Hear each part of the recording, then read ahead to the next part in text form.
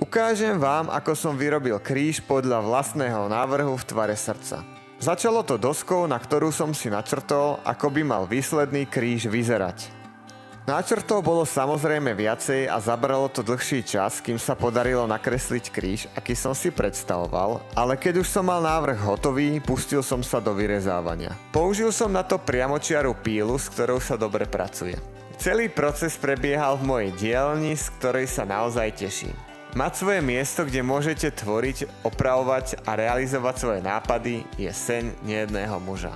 Zaujímavosť tohoto kríža je, že som ho vyrábal na našu svadbu.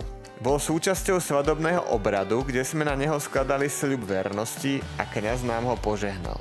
Tu som začal s prvým brúsením pomocou elektrickej brúsky a potom nasledovali hodiny ručnej práce pri brúsení brúsnym papierom. A kríž je hotový. Dáš odber?